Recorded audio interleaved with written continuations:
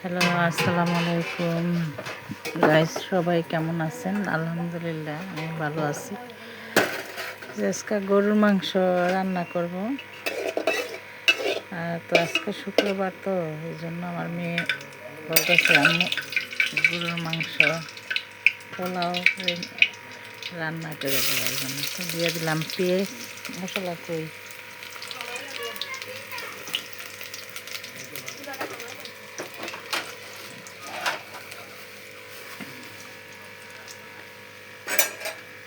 পেঁয়াজটা লাল করে ভেজে নিব আমি।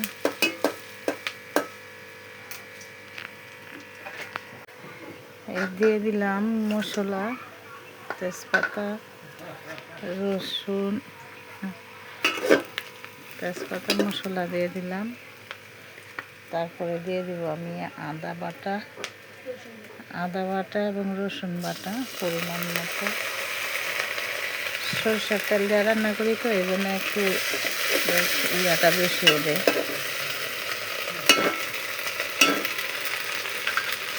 পরে আমি দিয়ে দিব হলুদের গুঁড়া, মরিচের গুঁড়া,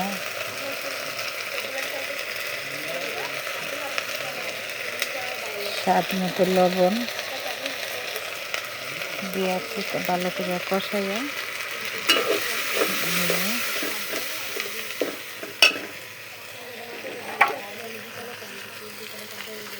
একটু পানি দিয়ে দিব, নয়তো হলুদ মরিচ পুড়ে গেলে আবার ভালো লাগে না। এটা ভালো করে কষিয়ে নেব আমি এমনি সচরাচর কোনো বেশি মশলা আমি ব্যবহার করি না। আমি হলুদ মরিচ, তেজপাতা, দারচিনি, এলাচ এগুলো দিই। তো দিয়ে এখন গরুর মাংস পাকাবো, তো এই জন্য এটা ভালো করে কষাই নিতেছি। মশলাটা কষাইয়ে আমি এটা এখন গরুর মাংসগুলো দিয়ে দিব।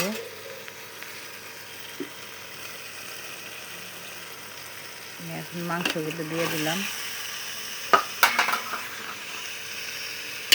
ভালো করে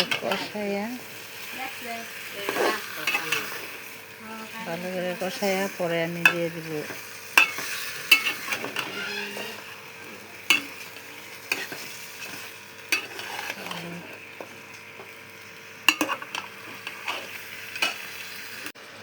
আমি ভালো করে কষাই নিচ্ছি।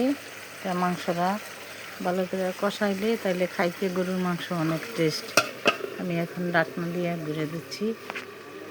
আমি ভালো করে কষাই নিলাম, এখন দিয়ে দিব আমি আলুগুলো। গরুর মাংস ভালো করে না কষাইলে খাওয়াটা স্বাদ হয় না। আপনি গরুর মাংস যত কষাইবেন, জাল দিবেন, তত খাইতে ভালো, খাইতে টেস্ট।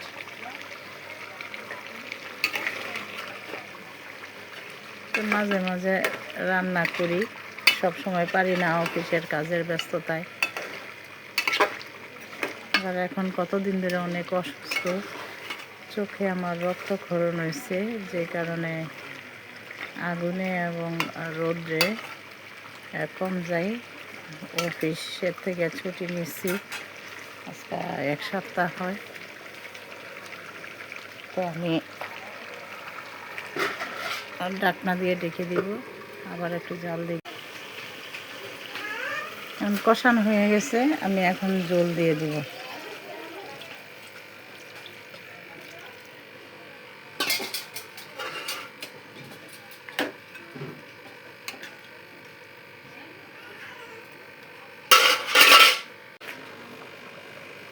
আর এই গরুর মাংস রান্না প্রায় শেষ। তো আমার পেজটা সবাই লাইক, কমেন্ট, শেয়ার করবেন।